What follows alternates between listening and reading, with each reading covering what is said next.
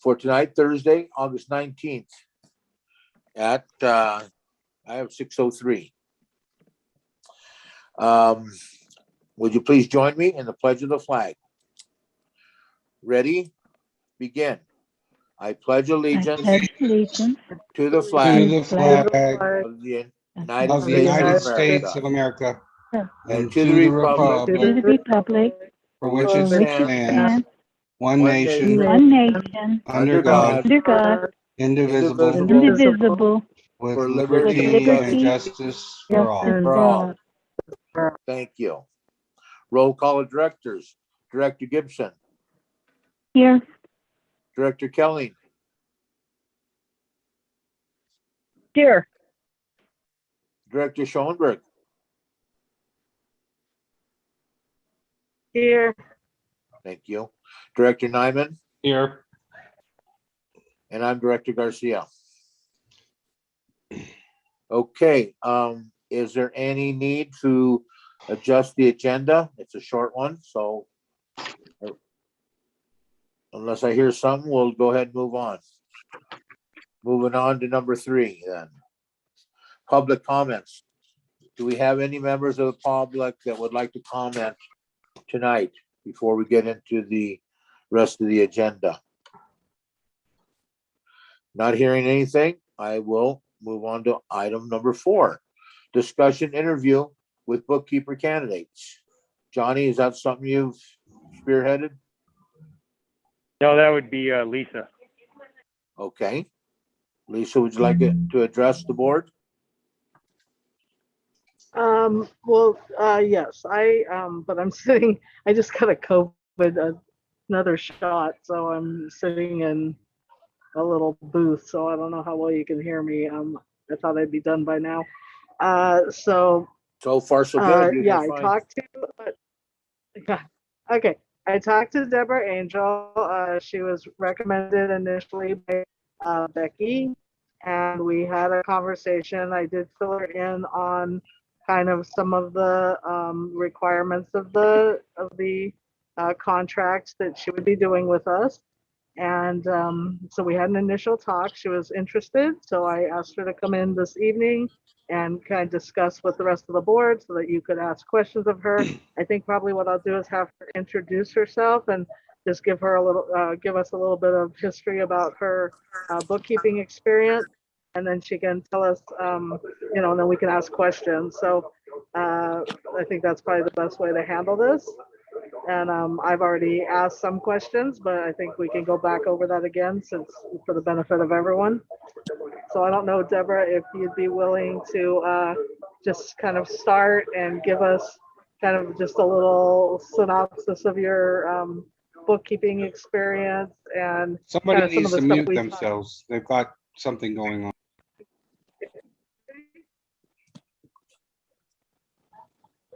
I couldn't hear you. I was Hello? hearing background noise. Yeah, because I'm in a place. I'm gonna mute myself. Oh, okay. So I was just letting Deborah know. So if Deborah, if you want to just sort of kick it off and let us know about yourself, and I'll mute myself so it's quieter. Okay. Hello, everyone. My name is Deborah Angel, and I've been a bookkeeper, a freelance bookkeeper up here on the mountain since 1995. Before that, I had 8 years of experience with an insurance agency in Los Angeles. I started out in the accounting department as an accounts payable and accounts receivable bookkeeper. Within the year, I promoted to accounting manager. And somewhere after about 2 years, I became the assistant office manager in charge of automating the entire office and integrating underwriting with the bookkeeping department. I left that job to come home and be a full-time mother. And when my youngest was old enough to start school, that's when I started my bookkeeping business here. And I've always worked under the direction of either a certified tax preparer or an accountant.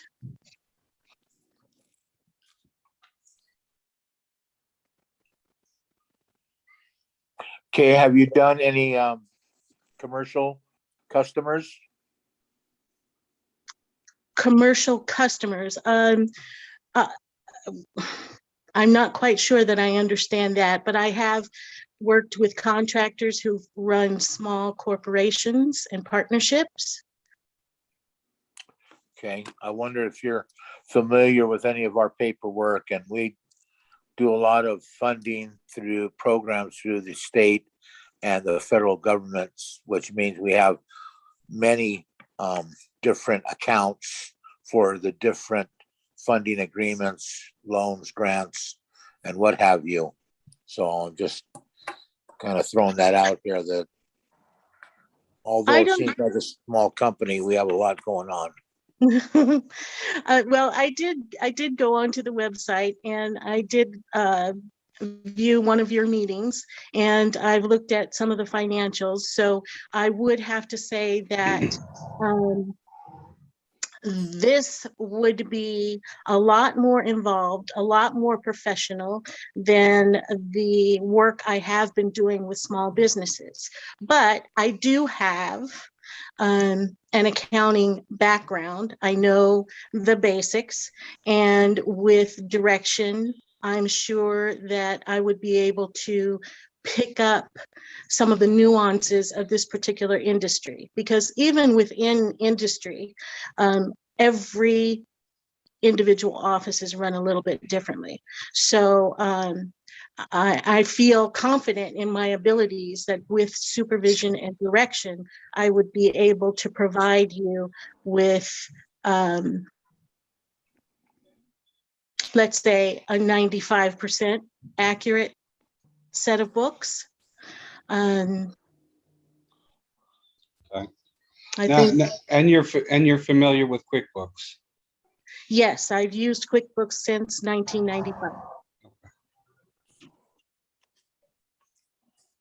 And with the companies that I have worked with, in many cases, I was full charge bookkeeper. So I was doing accounts payable, I was doing accounts receivable, and I was also handling payroll. And just a little background also for Deborah, and she works for Mitch up on the hill there. So she has worked, that was an insurance company where she was doing their bookkeeping. And I'm sure she has some other list of places she's worked, but that was one of the bookkeeping jobs that she did. Yes. Deborah, do you Yes. think you have time in your schedule to take on a customer such as ours that is gonna, first of all, gonna take a learning curve for you to learn our programs and accounts, that you could work us in to what we need from you?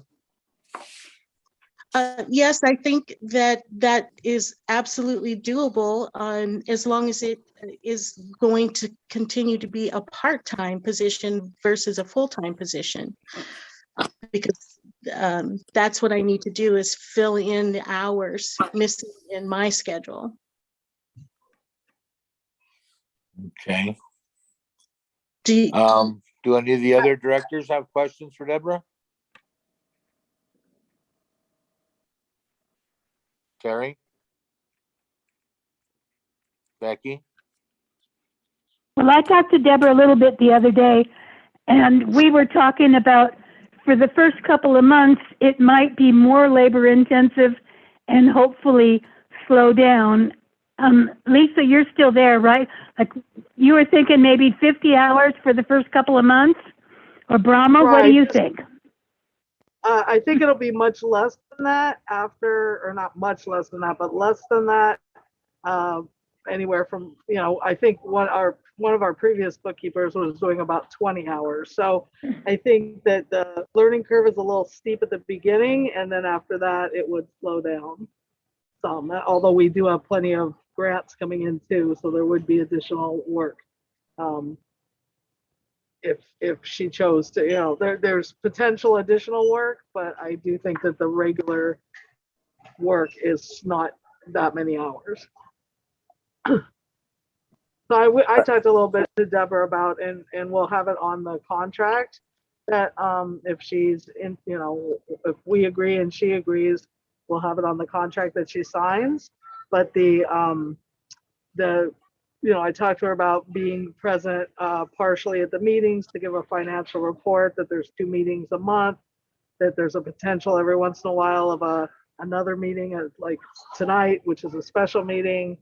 Which is more of a rare occurrence, I mean, the special Right, meetings which is aren't not that. at all. And we can actually talk a little bit. Deborah, we started kind of laying out on the contract the actual duties. So maybe we can read through that. It's not completed yet. We need to complete that, and we need to talk about it as a board and vote on it. But you may want us to read some of those things so that I talked to you about, I think, all of it, but but just in case you have any other questions, or if the board members have any questions once we read through that. Well, I think I would like you to run through your expectation and list of duties, and because this is quite different from what I've been doing from the standpoint of the needs of the customer. Accounting and bookkeeping, the platform is basically the same. So I would just like to have a clearer idea of what your expectation is of me. What part of the general ledger am I responsible for? Is all of the work done at your office site? And what has been traditional and customary with your prior bookkeepers as far as work schedule? Okay, let me start with some of that, and then we can, I think, chime in. But basically, so we do want you to work on cutting all of the checks, it's the filing, the invoices, and that sort of thing, actually in the office during normal business hours. But it would be flexible as to what days, although our 2 meetings that we have every month both occur on a Thursday from 6 p.m. Usually till about 9 p.m. And you wouldn't be expected to be at that entire meeting, but you would be expected to report on the financials and sit through the financial part of any meeting that we do. Okay. So we normally have those 2 meetings monthly. Before those meetings, we're hoping, and this was not working well with a couple previous positions. So we're hoping, we created a financial ad hoc, which is Director Nyman and myself. And so what we're hoping to do is that every Tuesday before the meeting, so we have these 2 meetings, they're twice a month on the 2nd and 4th Thursday, starting at 6. But on the Tuesday previous to both of those meetings, we would hope to be able to have checks cut, have a check detail, have financial reports such as the profit and loss statement. And you'll see we have like some comparisons. So we have like a monthly P&L and a yearly, and then there would be just the other part of the financial report. And we would just expect to go over that with you, so we wouldn't have to go over it in the meeting. It's better for you, because I don't know if you watch some of our meetings, but it can be, it's not really great when we question the bookkeeper in the middle of the meeting. And that's a problem for us, and our bookkeepers have complained about that. So that's something we're trying not to do. And so that's why we formed this financial ad hoc, which allows Director Nyman and myself, because we have to do everything by the book because we're a public utility. So we have to do everything as a public meeting. The only time we can meet outside that public meeting is as an ad hoc. And then we can't make any decisions per se, but we can recommend things to the board. So basically what we would like is to be able on Tuesday, at a reasonable hour, like in the middle of the afternoon or something, to be able to go over all of the financials prior to the Thursday meeting, and, talk over any issues there are, if a check needs to be recut, if there's any questions, and be able to go over all that ahead of time. And that way, at the actual board meeting, we would just be able to recommend, you would give a little report saying, how much is in the bank, blah, blah, blah. But we would just be able to recommend that we pay our bills. So that Point of kind of, information, Director Schoenberg, will you, Yes. as an ad hoc committee, also be able to help teach her, the first, what it is that we are wanting to before you start, requesting the stuff from her? I mean, you guys Yeah, go over it with a so- fine tooth comb. So if both Director you and Director Nyman and you were to be the ones that were showing her what we need, it would be perfect, because then she would just be indoctrinated into what it is we need and how we need it. Right. I'm kind of anticipating potentially if Deborah, if you're interested in the position and we're interested in contracting with you, that maybe on this next Tuesday that we would come in and meet with you. I don't know if Director Nyman's available, but we would hopefully come in, meet. I was told that the previous bookkeeper kind of left everything only half entered. So we would need to kind of talk about that, but we could show you kind of, where things are, what we expect. We could go over the financials, and neither of us know QuickBooks. I don't know if Director Nyman knows QuickBooks. I don't, but I could certainly tell you, what the previous person was doing. Good to And see you, then, though. This is,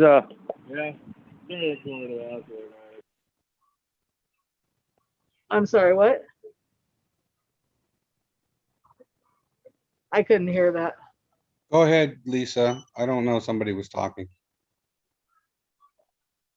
Okay, so yes, Director Garcia, I would hope that we could sit down with Deborah, answer additional questions once she had a chance to look at the files, look at the, she's looked at some of the financials already, but once she had more of a chance to like go on QuickBooks and look at things, that we would be able to hopefully answer questions.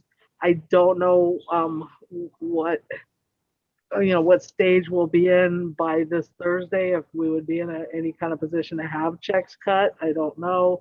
I did explain to Deborah that the bigger amount of checks always happens on the first meeting and not the second meeting. And I did explain to Deborah that our chart of accounts is a little, has some room for improvement, and that we could talk about that. But yeah, so I would hope that we would be able to not only meet to look over everything, but if there were questions, that's what we were doing with previous bookkeeping, is that we would, but most of it was happening during the meeting because we weren't getting financials on quickly enough. And so that's the only thing we would really hope to expect from you, Deborah, would be hopefully to get them with some time to look over things, because we were getting things on Thursday every time, and that gave us no time to actually go over anything until the meeting. And that's not helpful for you or for us. Okay. It's too No. chaotic. Mhm. Well, can't find my words at the moment, but what I wanted to say is I certainly would be available to meet with you on Tuesday. And I have absolutely no idea, no picture in my mind of what to expect and how quickly I could jump in based on the information that you're feeding me beginning Tuesday. But I am wanting to do the best job that I can. So I'm open, and I feel like I've been a quick learner, and I would, do the best. And I just feel, I'm not 18. And so I've learned that you just don't know until you try. And I think that I have enough experience that I have something to offer and to bring to the table to help you fulfill your needs. Okay. Well, that sounds good. I'm Okay. definitely open for that. Okay. And at this point in my career, I am looking for something that will be worth my time and energy. I have worked for a lot of small businesses that have come and gone, and so my income has been very much at flux. So I'm looking for something that will be a little more steady. COVID all but knocked me out of the game. So this feels like something that is on a little bit more solid ground and something I'm looking for.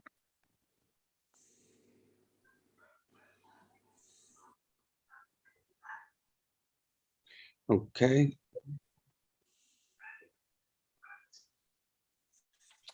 Any other questions or discussion? From the board members?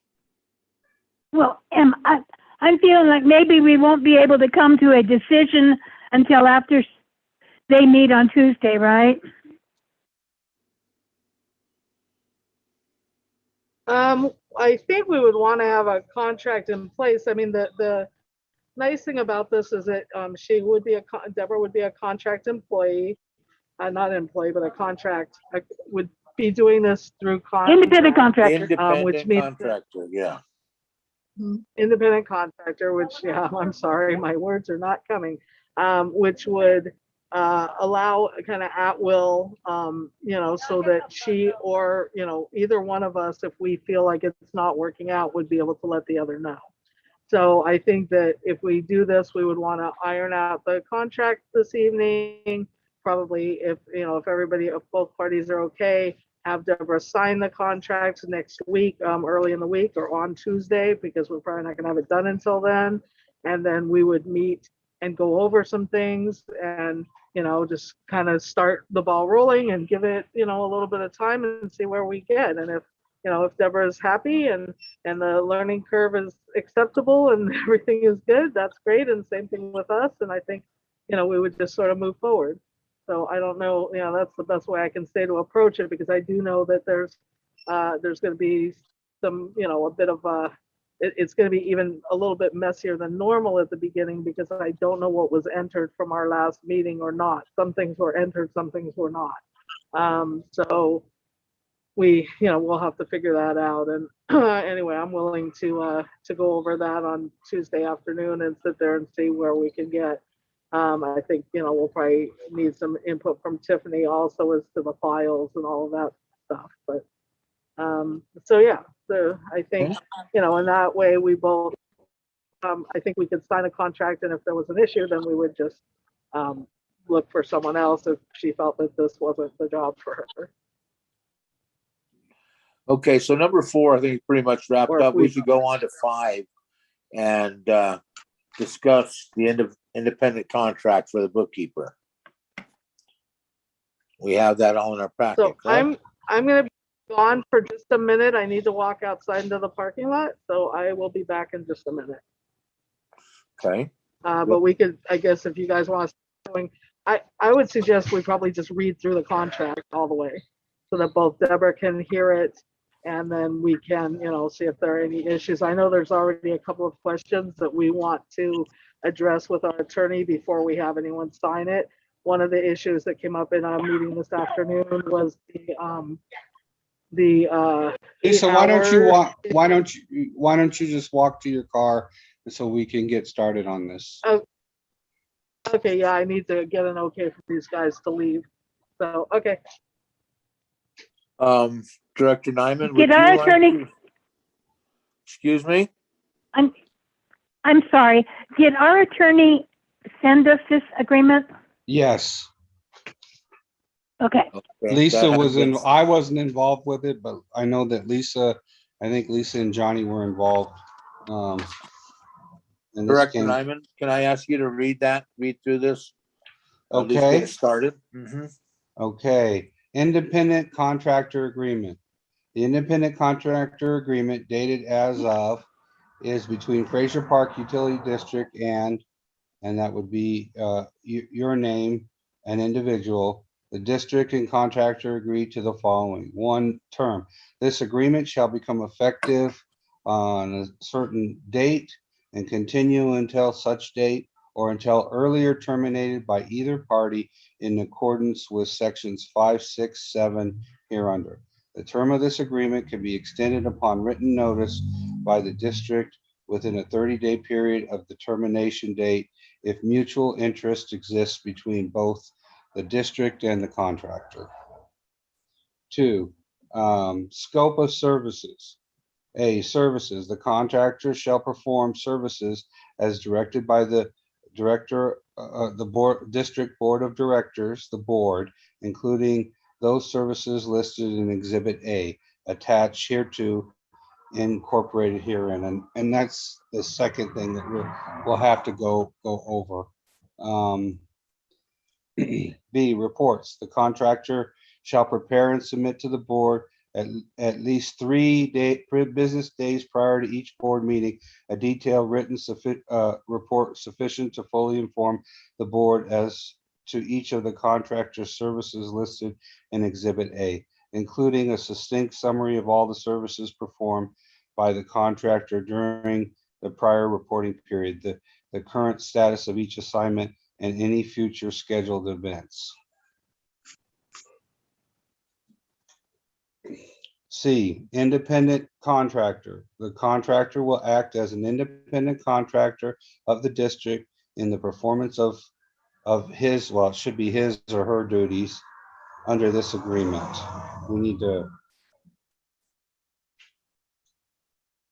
Where's my pen? Hold on. We need to correct that.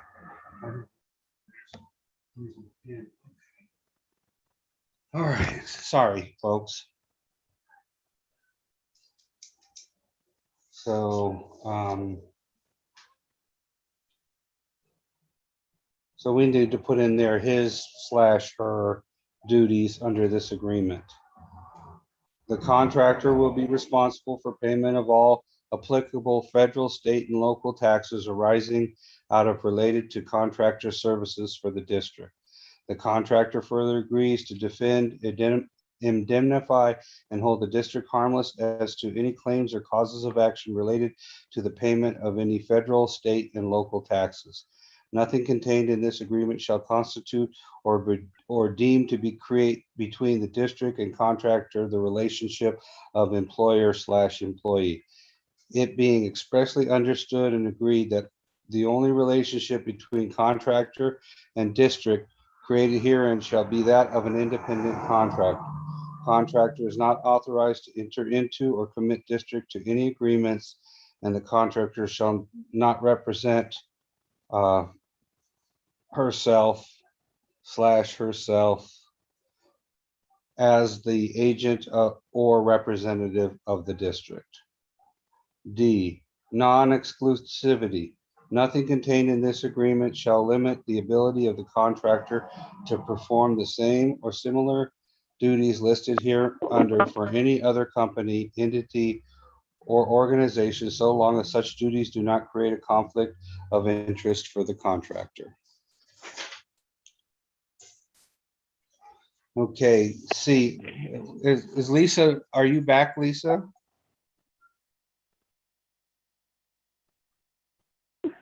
Yes, Okay, C, license. The contractor owns and operates her own bookkeeping service, which would be the name. Now, do you have are you an LLC or are you just? I'm an independent sole proprietor and I run my business out under my name. Okay, so that, I guess that's where your name was separate and apart from her services for the district. In connection with her operating name of business, or which would be the name, contractor maintains your own business license. Yes, and I have not been required to have a license. Okay, so is that going to be an issue, Lisa? I don't think so, because it's just, but we would need to talk to the attorney about that. As long as we're 1099ing her, I don't see it being a problem either from past experience, but the attorney will certainly let us know. So we'll Right, ask because that would have to be deleted from the last line, contractor maintains her own business license.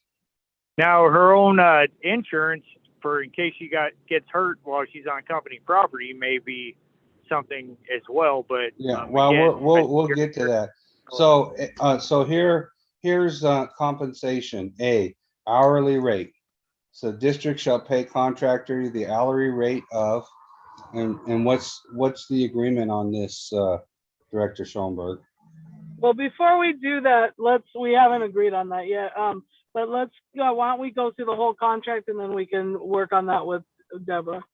Okay, so it'd be per hour for all time actually taken to render services to the district, provided the total compensation owing to the contract or by district shall not exceed a certain amount in a single month without the written approval of the district given to the contractor prior to the performance of any such services by the contractor. So. Right, so basically it would be like what we've been doing where there's a do not exceed amount. And we would just, Deborah would invoice us each month, which it'll say in there somewhere, and let us, and give us any, time worked. So that would all be written down. I think it says it a little bit further along. Okay. But basically it would be hourly with a do not exceed. So it's basically a flat rate, but it is considered hourly in case we asked to go in case she or we wanted to go beyond that amount slightly, or something, that we would be able to do that only if we had agreed upon it first. So it just leaves it open to less hours or more hours as agreed upon. Okay, B, expenses. The district shall reimburse contractor for reasonable and necessary travel and other business expenses incurred by contractor in performance of services specified in accordance with district policies as they may be amended by the district in its sole discretion. This is the one I had a question about because I don't believe that we pay travel. We don't pay for you coming into to the business. We need to ask the attorney on this one. Well, the only time I have ever billed for any expenses besides my normal fee to perform my normal duties is if it was something over and above. Right. Well, Of what was normally expected. right. So to and from Yeah. the work site is not that's sort of included in the fee. Right. That's taken into consideration the amount of time that it takes to service the account. Okay. Yeah, I believe the attorney's gonna, that's only for if we send the bookkeeper to training or do something outside of her normal responsibilities, but we'll clarify that Monday. Okay. Then C, benefits. The contractor shall receive no employee benefits or other compensation from the district under this agreement. So that's that. 4, monthly statements. Not later than the first day of each month, contractor shall prepare and submit to the district's directors a written statement summarizing the services performed by the contractors, the hours taken to render the services, and any reimbursable expenses, attaching all receipts and other supporting documentation. The district shall pay the contractor all compensation approved by the directors within 30 days of receipt by the district. If the district does not approve all or any portion of the contractor's monthly statement, the district shall promptly notify the contractor in writing of the basis for such denial. 5, termination for cause. The district may terminate this agreement at any time prior to such date without notice if the contractor commits any material act of dishonesty, discloses confidential information, is guilty of gross carelessness or misconduct, or unjustifiably neglects his or her, and we need to put her in his, her, and duties under this agreement, commits any material breach of the terms of this agreement, or acts in any way that has a direct or substantial and adverse effects on the district's reputation. So that's basically, I think it's pretty self-explanatory. 6, termination without cause. Either party may terminate this agreement prior to such date without cause by giving the other party 14 days prior written notice of termination. Okay. Then it says 7, termination on disability. If at the end of any calendar month during the term of this agreement, the contractor is and has been for the one full calendar month then ending, unable well, something was wrong here. Calendar month then ending, unable due to mental or physical illness or injury to perform his or her, we're gonna change that, duties under this continued agreement in his or her normal and regular manner, this continued agreement shall be then terminated. 8, so this is where there's insurance.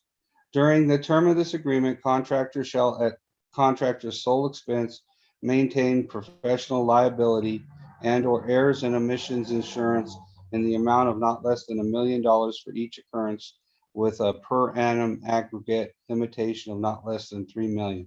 In addition, contractor shall maintain vehicle liability and other insurance in a minimum amount as required under California law as deemed appropriate by the contractor. The contractor shall also maintain general liability insurance in the amount of not less than $1 million for each occurrence. Contractor will provide evidence of such coverage upon request. Failure to provide evidence of such coverage upon request shall constitute cause for immediate termination of this agreement. Contractor shall indemnify and hold harmless district for any claim or cause of action arising out of or in connection with the acts or omissions of the contractor under this agreement or with respect to the contractor's business. Okay. 9, warranties and indemnifications.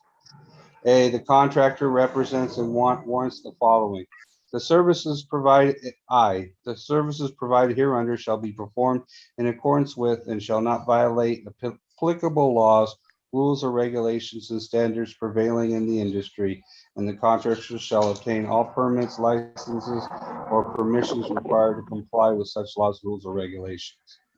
2, the material shall be original, clear, and presentable in accordance with general applicable standards in the industry.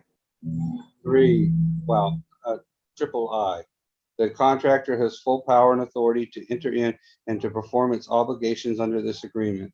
This agreement is a legal and valid and binding obligation of contractor, enforceable against it in accordance with its terms, except as may be limited by bankruptcy, insolvency, moratorium, or similar laws affecting creditors' rights generally and equitable remedies.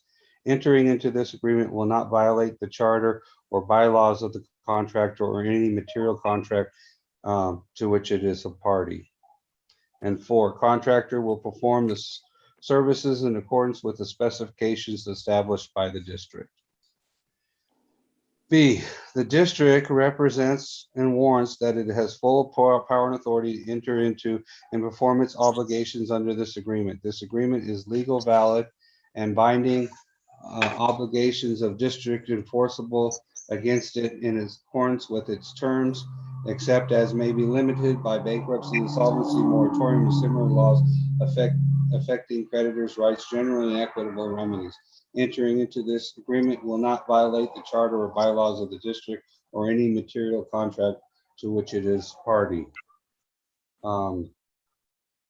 C, the contractor shall comply with all district standards, rules, procedures, and policies when working on the district premises or on a district project, including without limitation, but not limited to, standards relating to harassment, discrimination, violence, and security.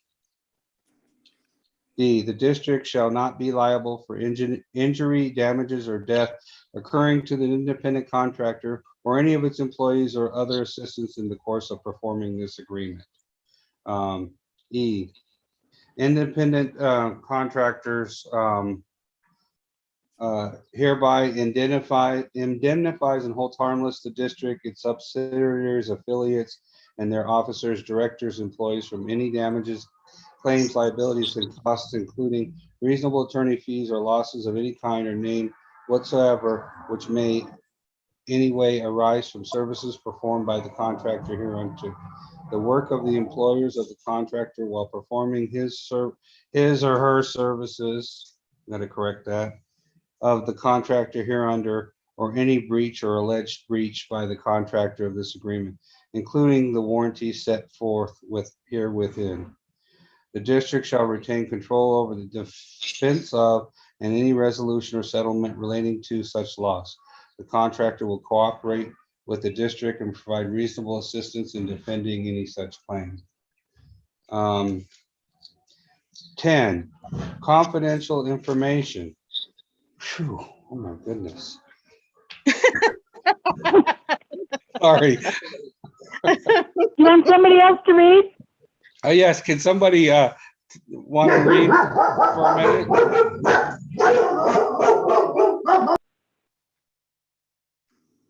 Would you please pick up where he left off, Director Gibson? Yes, sure.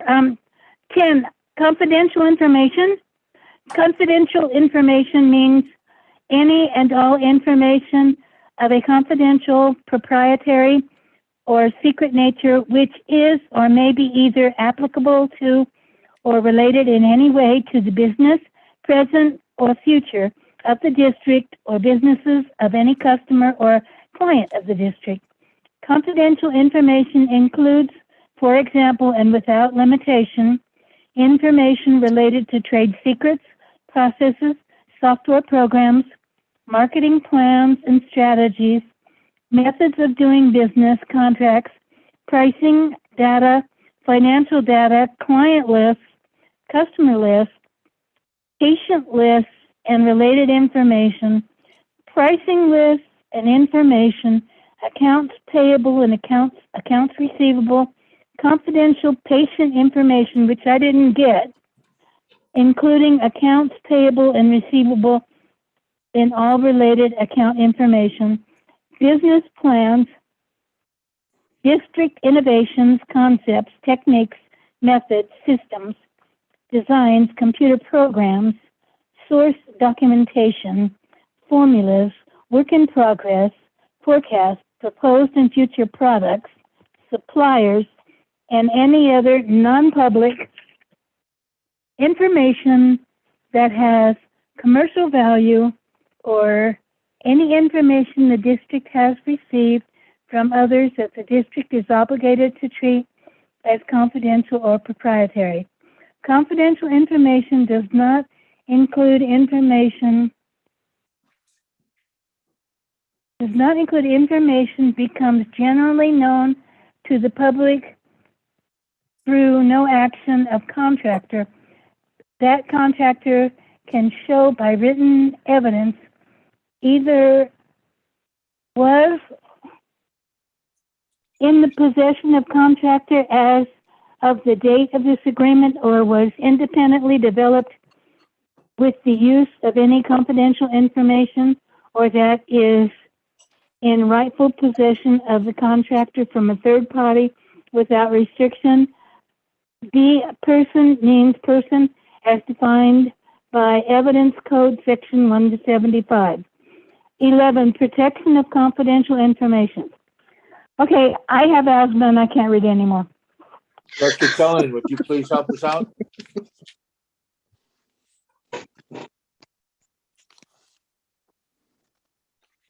I'll go back to reading, it's fine. Okay, thank you very much. B, person means person is defined by Evidence Code Section 175.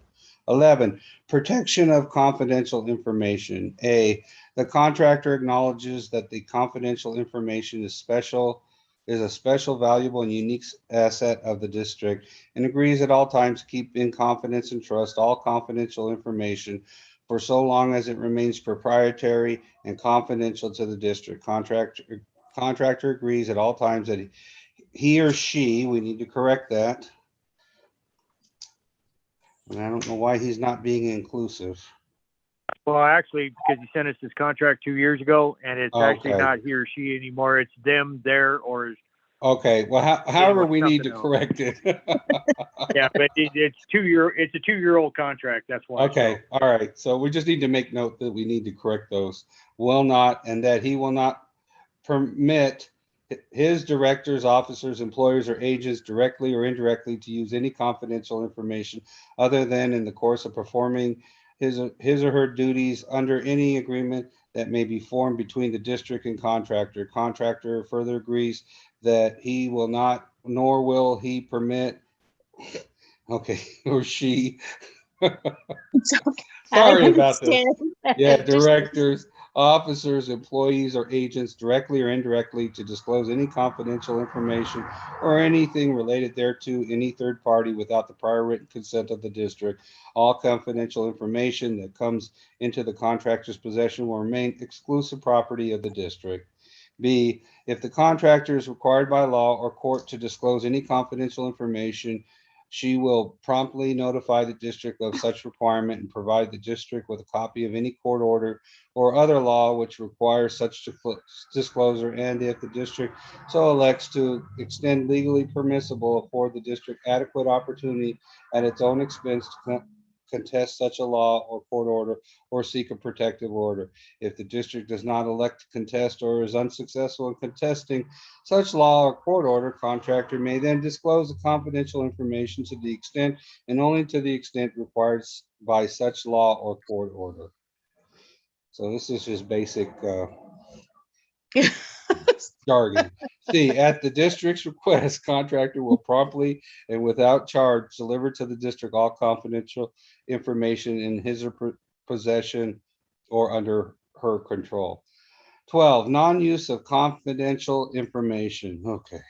The contractor agrees that he or she will not access or in any other way use the district's confidential information as described herein, including but not limited to its clients and customers list alone or concert with others to directly or indirectly, A, engage either as a sole proprietor, owner, partner, member, shareholder, employer, employee, officer, director, contractor, agent, or contact persons, companies, or entities contained in the confidential information for the purpose of conducting a business relationship in completion with the competition with the district.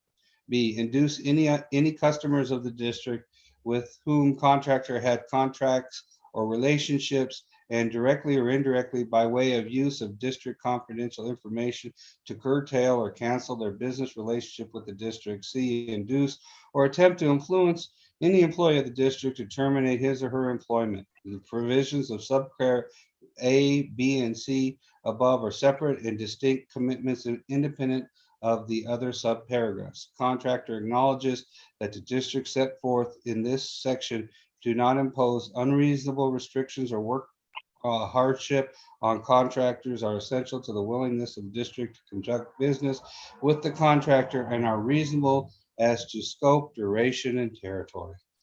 Whew. Okay. So could I just ask a question? Sure. Just to clarify, because it's a lot. Does that mean I would not be able to contract with another water district in this area? Yeah, I think that's what it means. Okay. Yeah. So we could make a note. Can you make a note and ask the attorney on that, Tiffany? Or Johnny, can we make a note on that one? And it's Yeah, not we that can I'm, do that, but We can do It's- that, but I think typically they want to have that in there because we do sometimes have information that we want to keep private from. No, Right, it depends on what it is, really. Whatever the attorney says is confidential, we have to keep confidential, and we right. wouldn't want it to go to other companies. But typically, we share everything because we're a public entity. So Right. Hey. Sorry. Well, and I'm asking because of my experience. You know, I've had 2 or 3 restaurants up here. I've never had to worry about a conflict of interest because I don't share their information with each of the entities. That's, in most cases, I don't even tell people who my clients are unless I'm using them as a reference. But I want to make sure that contracting with another water district is off the table. I think Or- in this situation, we could clarify with the attorney, but I think in this situation, because since we're not in competition with other water districts, I don't think the same thing would apply. It may apply to somebody that we're entering into a relationship with for an annexation, but since we don't actually compete the way a normal business does, I think the attorney's going to say that it may not apply. So we'll just clarify that with the attorney. Okay, so it's just basically not sharing information. Yes. Yeah, you got to just, not talk about stuff that you see at work, which I'm sure you wouldn't do, And you're not Yeah, gonna either. take that, you're not gonna take that information to them and, for them to be able to use that, you know what I'm saying? Right. Yeah. Right. So, I just wanted to clarify. yeah, no, that's good. Nothing wrong with that. You 13. know, my thinking on it is, and because we're a public utility, because we're under the Brown Act, the appearance of, anything, that was my only concern. That's why I said, yeah, probably, but it's a call for the attorney for sure. And since we got the certificate of apparency, obviously we don't hold too much close to the vest when it comes to the company. Well, but I think in my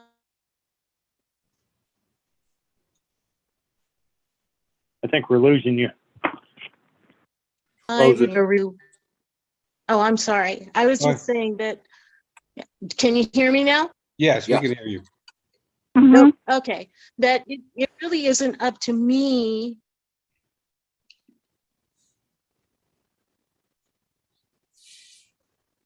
We lost you again. Yeah, lost you. To decide.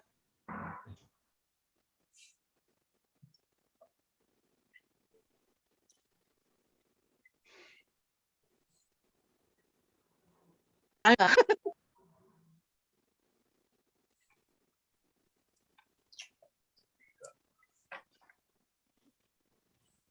don't know about the rest of you. Deborah, you might want to turn off your video. Sometimes if it's breaking up, that helps. Hello? Hey, hello. Hello. Yeah, okay. Sometimes if you could turn your video off, you might, if it's might prevent you from breaking up. Yeah, she's going in and out.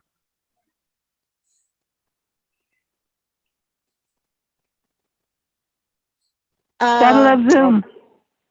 Well, maybe she could still hear us and we could continue reading the contract. And we're obviously going to clarify this with Jerry and then submit it to her when he says it's okay, and she could read through it herself with our information. So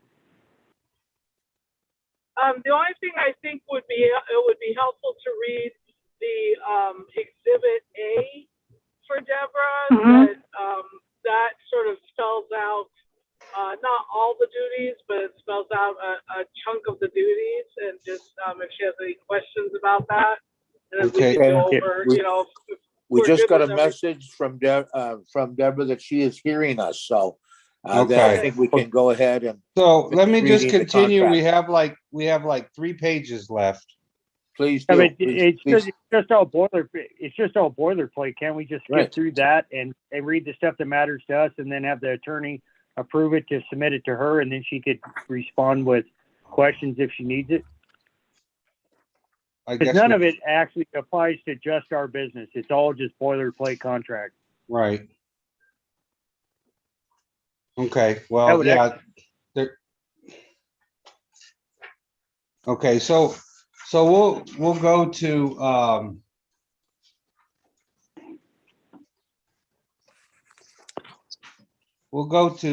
Exhibit A. You want, I'll just read Exhibit A, for Deborah. So Exhibit A, and this, we still, you know, And just so Deborah knows, this has not been totally approved by the attorney yet. So we are still going back and forth. The Exhibit A portion, he needs to look at. But it'll give you an idea of what most of the expectations are. right. And we put down extra stuff though that seems that you may, I don't want you to be concerned about this stuff because it's, some of it's, well, we'll just go through it. Okay. Rama, hang on a second. This is Joan. Yeah. I showed that Deborah has dropped off as a participant, so she's not hearing anything right now. You may want to double check that. I still see her on. Oh, she told me I am. She just said I am. Yeah, So- I think she's, Okay. yeah. So I'm going to read Exhibit A. So here's Exhibit A, and this has to do with services. Bookkeeping services, including but not limited to the following: in-person bookkeeping services at the district office during business hours to cut checks, compile reports, file, submit yearly 1099s, consult with auditors, etc., as needed. And it says see below. Remote attendance at board meetings via Zoom. So attend a minimum of 2 regular board meetings per month to give a financial report and be available for any questions regarding financial concerns. And so you'll be able to do that on Zoom. Attend special meetings as needed to give a financial report and be available for any questions regarding financial concerns. And like I said before, it's not often that we have special meetings, so that's not something that you'll be doing, on a, we have state fund, they say state fund audits, which they're not like, what are the audits like, Johnny? They're like, they're not very intensive. It's not, they're not intensive at all. They typically just ask several questions of me, and then they ask some questions that I give to the board member, the bookkeeper, and she responds with, like annual revenue and things of that nature, but it's not very complicated typically. Right. Usually only takes a little bit of time. Right. So JPIA questionnaires or other financial questionnaires. Sometimes we get questionnaires that we have to fill out. Work is needed with FPPUD auditors to facilitate a yearly audit. And basically that's not over labor intensive, but usually the auditors will send you information like, we need this information, and you pull the stuff from QuickBooks and you send that information to them, or certain reports or whatever they request. Work is needed with the financial ad hoc on budget, asset list, and monthly financials. So like we talked about, having the meeting with you to go over monthly account reconciliations as needed. Those reconciliations are like the credit card. We have a credit card that we have to reconcile and then pay. Another example is Petty cash, petty stuff cash. with the post office. Posted. Postage, yeah, some those type of things. So here's accounts payable needs. A, cut checks and keep an accurate check detail. B, check invoices for accuracy. C, place payments accurately into chart of accounts. D, gather invoices together for the board's use to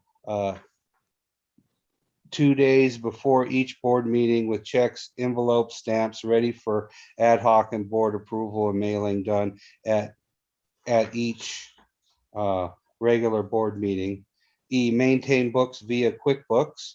Compile and print monthly financials, including P&L comparisons, 3 days prior to regular monthly board meetings. G, send monthly financials to the auditor via email. H, work with the financial ad hoc a minimum of twice monthly, 2 days prior to each board meeting to review check detail.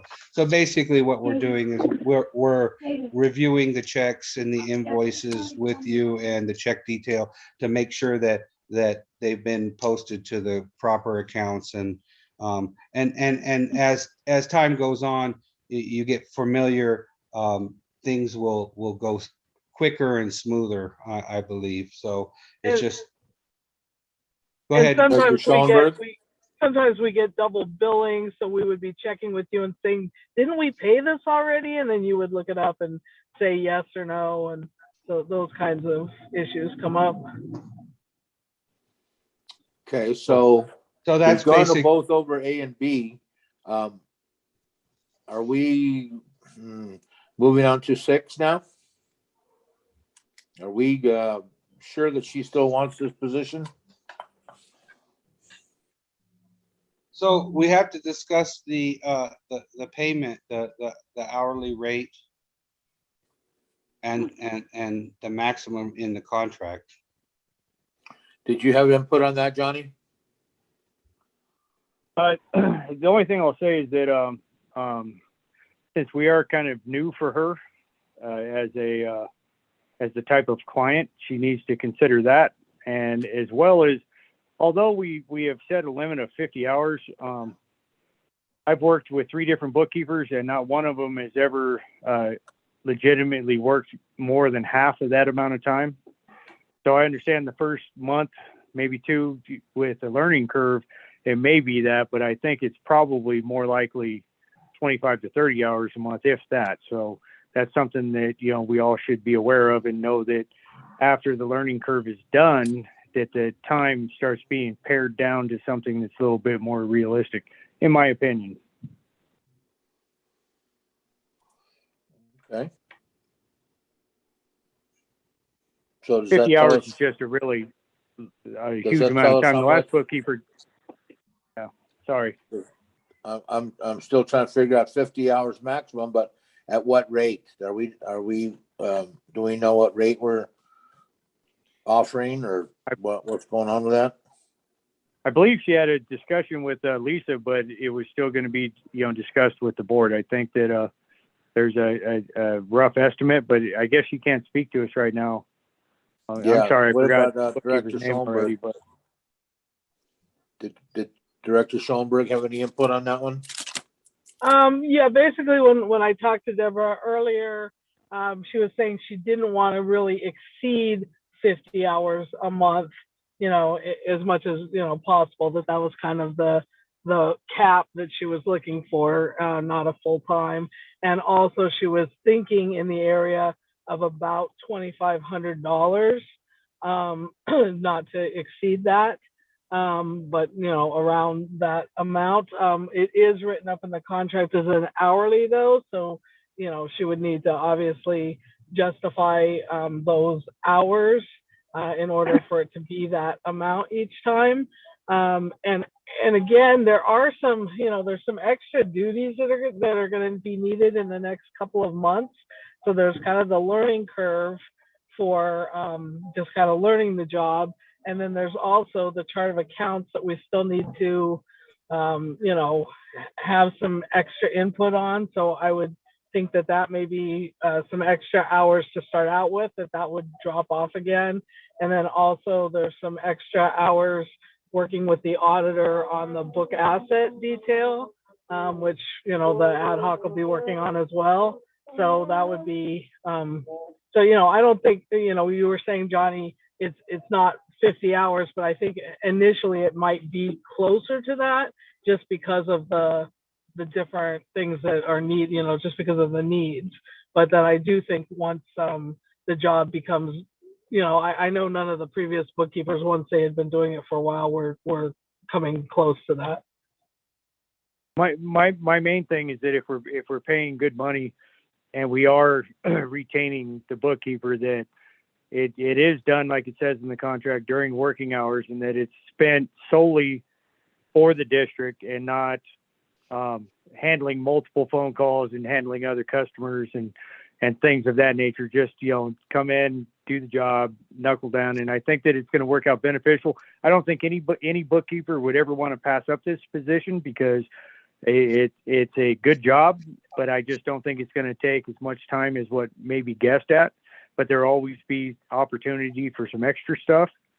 So I think if we could just go into this agreement with that knowledge and the fact that, you know, we need to have it be mutually agreeable, I think it should be fine. But I mean, I think we're still the gonna have bottom line is, what is the hourly rate we're talking about? Because, you know, of course, if we say the max that she is 50 hours at 2,500, then that would mean that we'd be paying her $50 an hour. And so, yeah, my only issue with that is that it's substantially more than anything we've ever paid before. So that's just something that the board needs to look at. And things are always tight in a public entity, and that's just a substantial amount of money right there. So maybe if Deborah could text us and let us know what she wants for that hourly wage, maybe that would work. But she can't speak to us right now. Yeah, so I'm wondering how we can even finish this number 6 up if we're gonna vote and approve a new bookkeeper with so many things up in the air still.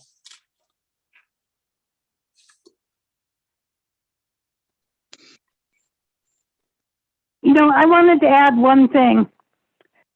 Yeah, Our- Director Gibson, go ahead. Our two previous bookkeepers had both at different times commented, well, the newest one, not that the work has increased, but that it was much more work than she perceived.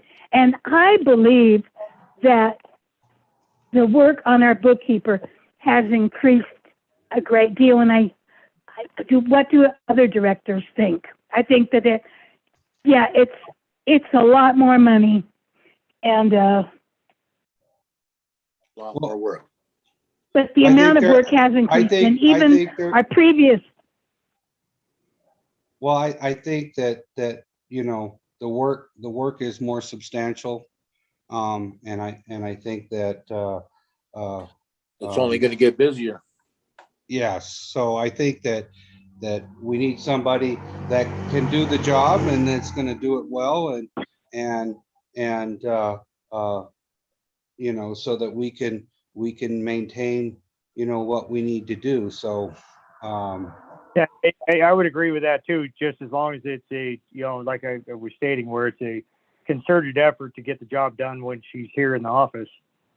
And, right. I know she will. Well, I I think don't know she Deborah. understands that. I mean, I think the important thing is we need to know, you know, what the hourly rate is, because if we're, you know, like I said, if we're doing, you know, in the contract, we're doing an hourly rate, and the max is 50 hours, you know, she was looking for 2,500. So I want to know what the other directors think.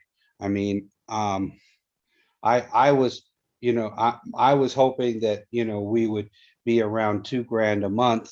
I know that we had substantially paid less in the past, but we hadn't raised services for a long time.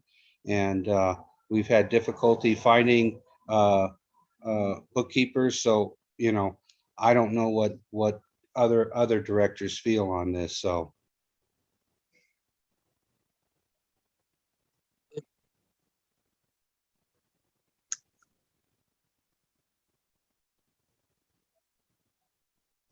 Deborah, are you able to respond at all? Can you hear me? Yes. Yeah. Oh, okay. So, technology. Well, let me just say this. I think in my conversation with Lisa, You just Uh-oh. muted yourself. of what was reasonable is that it would be a flat monthly rate of $2,500 a month. Now, I would obviously keep track of the number of hours to make sure that, one, I wasn't working more than that, and you would know that we were still within the contracted range. But if I broke it down to an hourly rate, it would be $50, and that is the rate that I have been charging for the last 15 years. So I don't want to go lower than that. And the other consideration for me is that I have never had to acquire E&O insurance or general liability with those kinds of limits. So that's going to be an expense that I'm going to have to incur if we come to an agreement. And so that just, for me, puts this business experience at a whole nother level. So I really, it would not be in my best interest to work for less than that going basis.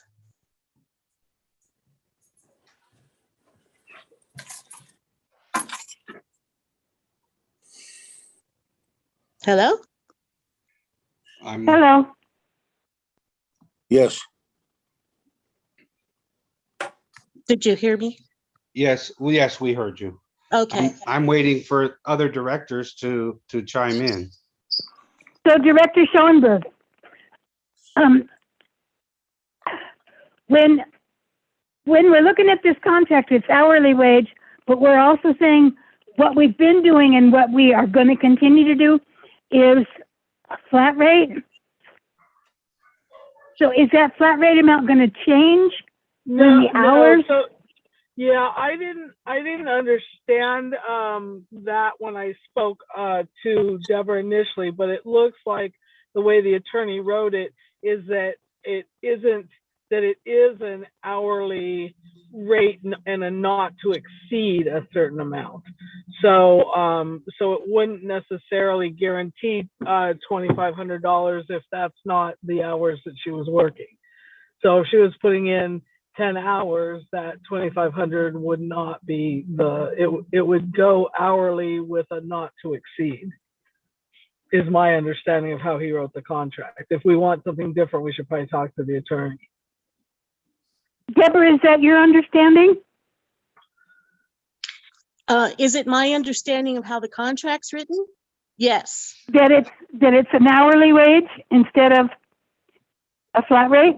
The contract is written as though it's an hourly rate.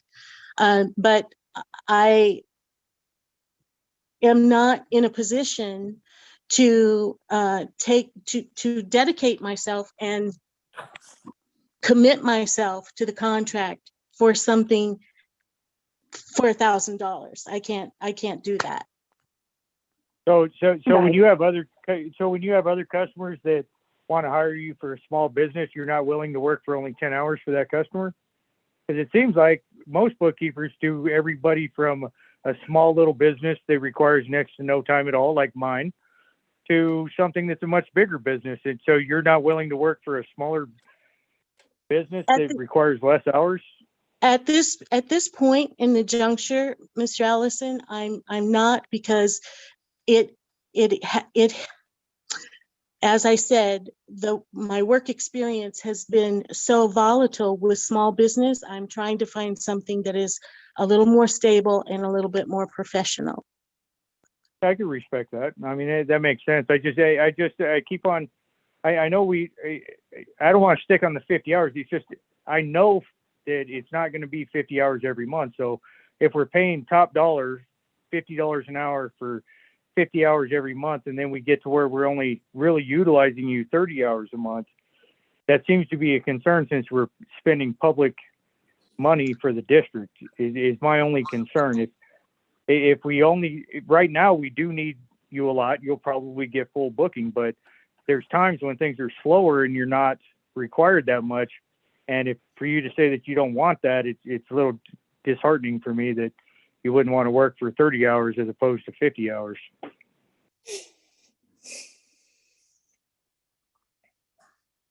But it's up to the board to decide. I just wanted to throw that out there. That's my feeling about it. And I, I don't want to back you into a corner at all. I mean, maybe it's not a right fit at this particular time. Well, certainly And let the Deborah, board think, but Director Gibson, was that you? yeah, I'm sorry. Go ahead. Deborah, Yes. it's like we would be your only client. And is that, I mean, I'm not trying to put you in a corner either, but we'd be kind of an exclusive client? Well, I would say initially yes, but I don't know what my future plans would be in this particular area, because if I'm committing to this level of work, I know you're saying that it's not 50 hours, but it's until you're actually doing the work, you don't know. And so you would be my first priority. And any other accounts that I'm taking on would have to fit into that. Okay, thank you.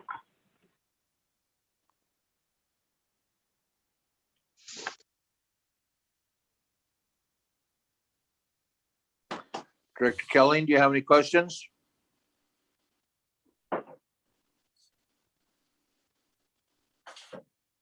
The only thing I got is she wants 2,500 for if it's 30 hours or 50 hours. So it doesn't sound like she's willing to compromise if she's only working 30 hours to reduce her 2,500 a month. Right. Does the board think we need to wait, or we have another meeting next week?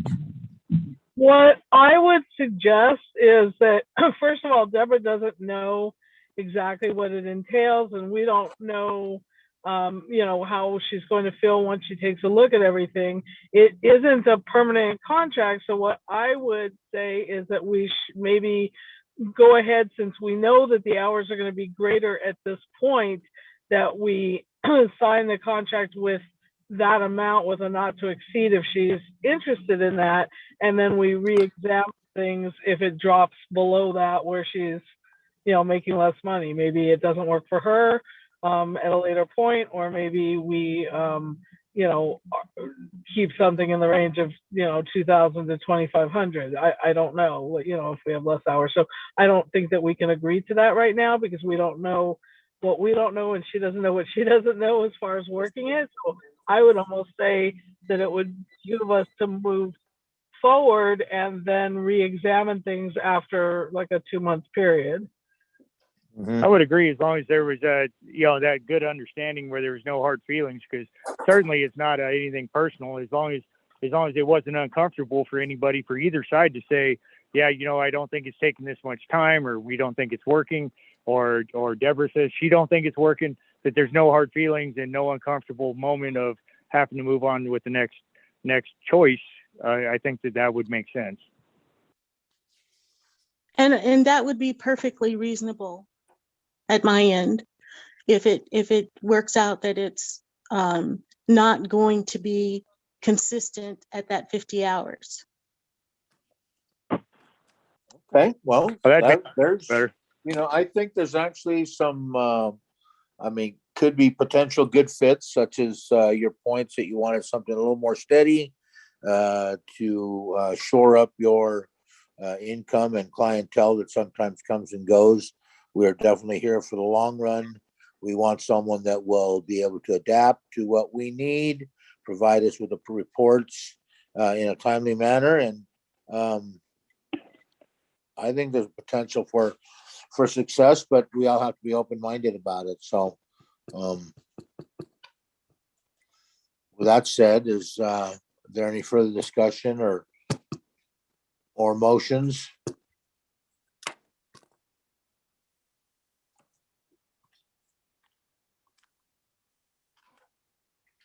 You want to make that motion, Director Schoenberg? I think it would be best made by someone else since I had all the initial discussions.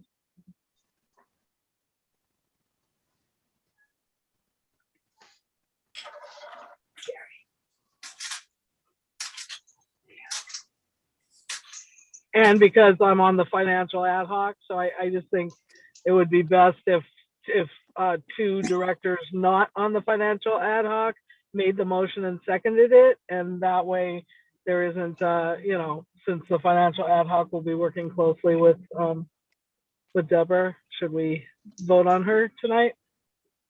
I would like to interject just for the board's knowledge that is not, now that we've come to the agreement that it wouldn't be a big emotional thing to change courses down the road if we felt necessary. I think it would be good to go ahead and try it for a couple of months and see what happens, and then after that, because I got to go home and sleep with my decisions as well as the board's decisions. So it's nice to know that it would just be a professional relationship.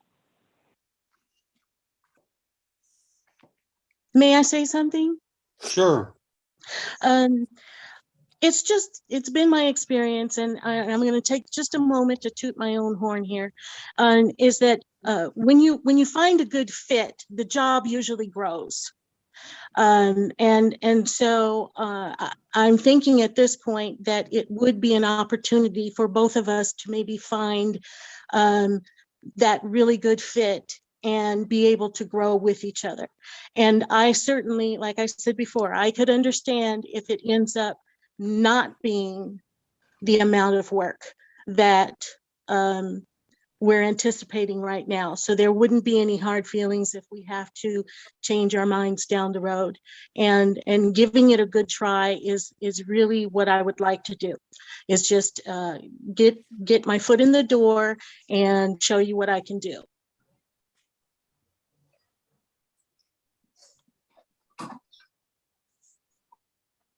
2 months sound reasonable to you? That sounds reasonable to me. So, I mean, I'd make the motion, but I'm on the committee. I can't make the motion because I know Deborah. I'm not comfortable making the motion. Okay, We're I'm just okay. going to make the motion because I don't feel I have a conflict of interest here, and so I move that we approve the new bookkeeper at the rate. The rate is $50 an hour, not to exceed $2,500 a month, and we will do this for a period of 2 months, at which time we'll revisit and see what hours it takes and whether it's a good fit. Do I have a second? I can second that. Okay, Director Kelly has seconded. Roll call of directors. Director Gibson, Abstain? Director Kelly, Aye. Director Schoenberg, Aye. Director Nyman, Aye. and Director Garcia is an aye.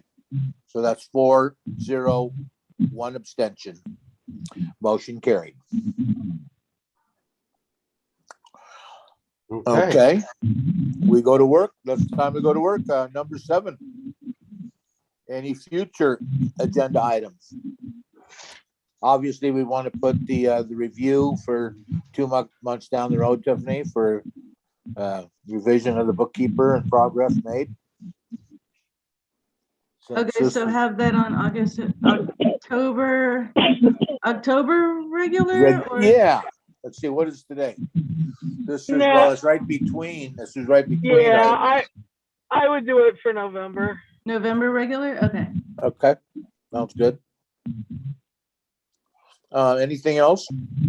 And so Deborah, you would be able to meet with us on Tuesday. I know we have to send ask a few more questions of the attorney and just have everything spelled out.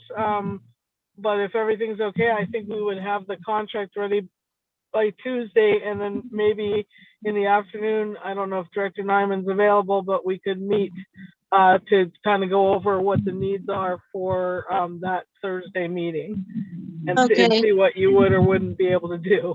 Well, we have the generator meeting at 1 o'clock, Lisa. Right, Tuesday. so I'm probably around 3. Okay, I'll keep my calendar open. I will pencil you in at 3.